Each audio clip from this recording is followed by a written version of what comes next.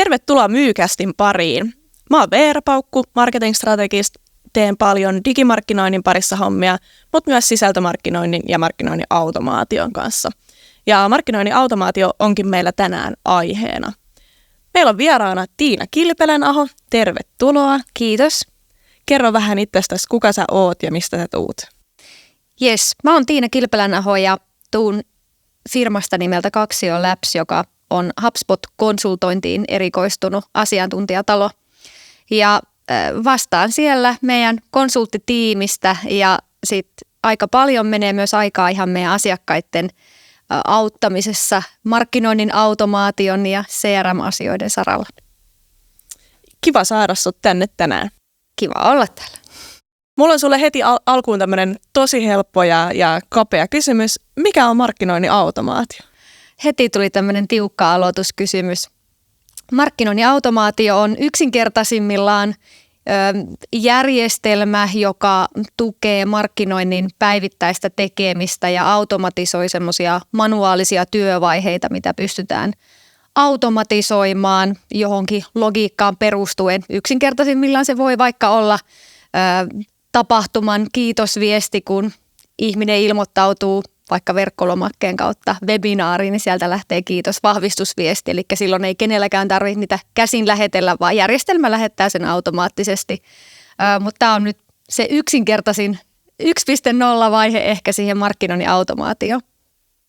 Ja monesti sitten taas jäädään nimenomaan tuohon niin sanotun mailiautomaation pariin, kun puhutaan markkinoinnin automaatiosta, mutta taustallahan on oikeastaan paljon enemmän ja niin kuin laajemmin koko organisaatio koskettavia asioita. Joo, mä itse asiassa tykkään vähän haastaa sitä termiä markkinoinnin automaatio. Se on ehkä semmoinen vähän jo vanhentunut termi. Se oli sitä aikaa, kun vielä markkinointi teki tiiviisti omassa järjestelmässä ja myynti omassa poterossa asioita.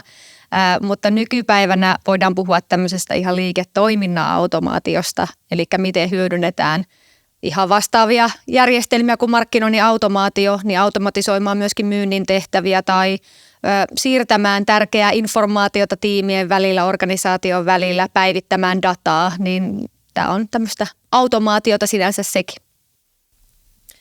No sitten taas, jos toinen ääripää ajattelee, että markkinoinnin automaatio on pelkästään mailien lähettämistä automatisoidusti, niin toisessa päässä ajatellaan, että tämä on jotain ihan hirvittävän kallista ja hirvittävän isoa, mikä ei missään nimessä kosketa mun firmaa, että se ei ole niin kuin meidän saavutettavissa vielä.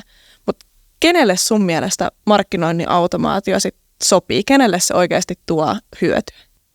No varmasti semmoiselle yritykselle tai organisaatiolle, joka tekee tavoitteellisesti asioita. Eli on jonkunlaiset myynnin tai markkinoinnin liiketoiminnan tavoitteet asetettu, niin siinä markkinoinnin automaatiojärjestelmä on ihan älyttömän hyvä apu.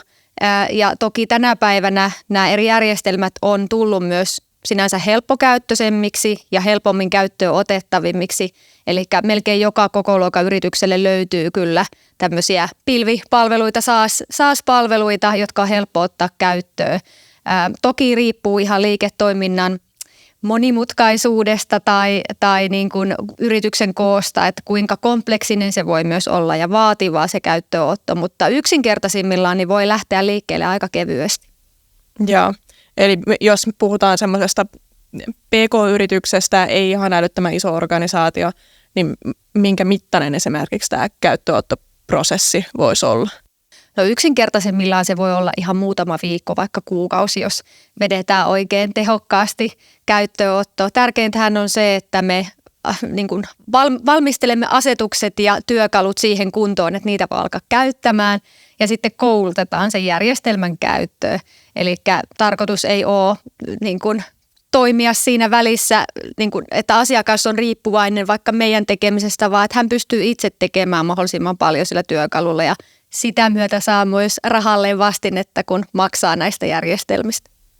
Onko nämä järjestelmät yleensä sellaisia, että ihan perustavantallaan ja selviää vai pitäisikö niin kuin osata 3 eri koodauskieltä ja jotain korkeampaa matikkaa, että selviää automaatioiden luonnista? No ei, toki nyt vähän riippuu minkä järjestelmän valitsee, mutta nämä modernit työkalut on todella intuitiivisia ja helppokäyttöisiä ja ei tarvita mitään koodausosaamista. Että mä oon sanonutkin, että tärkein työkalu markkinoinnin automaation rakentamiseen ja ylläpitämiseen on maalaisjärki. Että osaa vaan vähän loogisesti ajatella ja pilkkoa pienempiin kokonaisuuksiin, jolloin se on paljon helpommin lähestyttävä koko asia, tämä markkinoinnin automaatio ylipäätänsäkin. No minkälainen on ideaali lähtötilanne?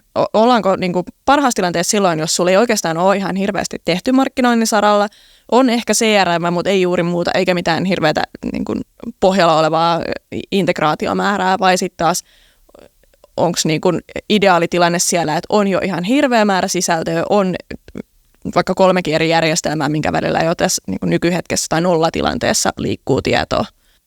No molemmissa on puolensa siinä, että on paljon jo sisältöjä tehtynä valmiiksi, niin toki se tuo sitä liha-alueiden ympärille, että markkinoinnin automaatio itsessään, niin sehän on vain kulkuväline.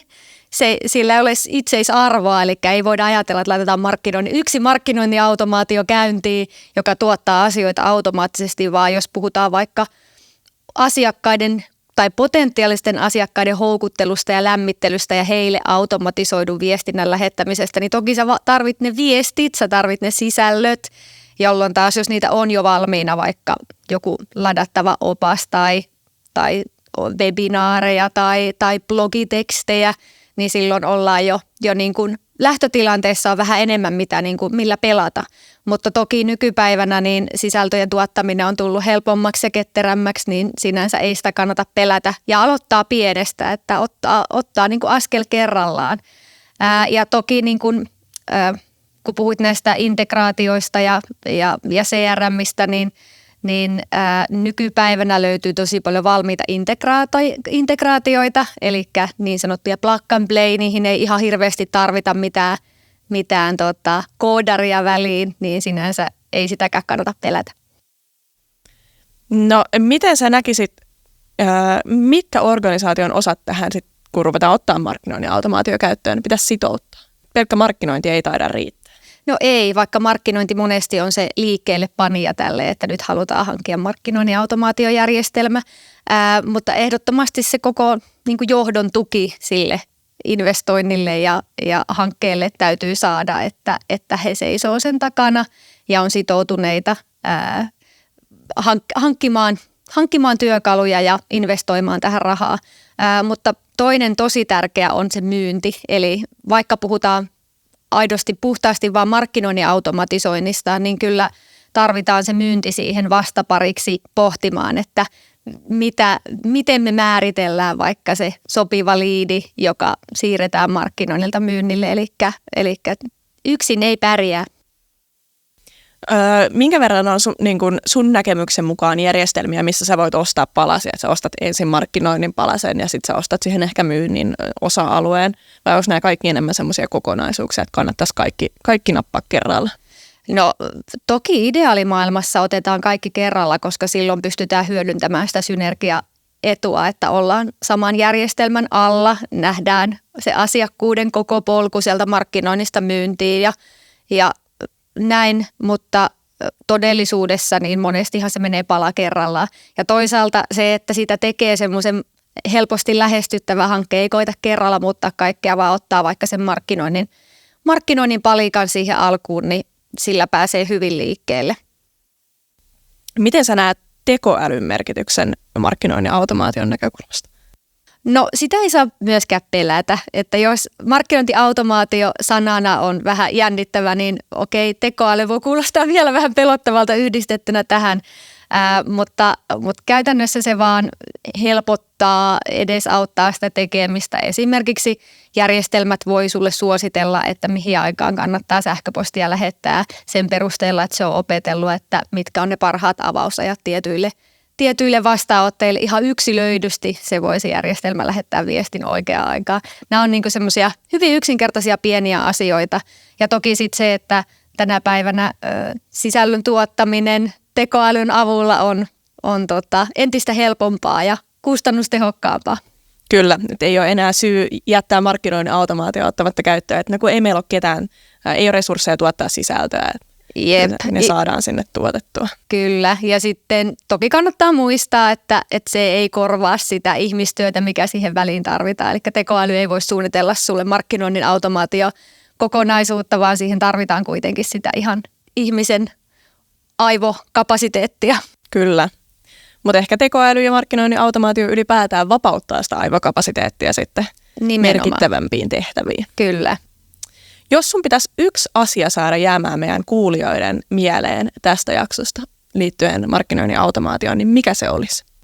No ehdottomasti se, että ei kannata pelätä sitä, eikä kannata ajatella, että tämä on asia, mikä ei kosketa minua, vaan ehdottomasti lähtee tutkimaan ja oppimaan siitä lisää. Ja se ei ole mitään pelottavaa ja suurta ja mullistavaa välttämättä, vaan ne on pieniä askelia, millä pääsee hyvin liikkeelle, eikä tarvi olla ihan hirveitä markkinointibudjettejakaan siihen.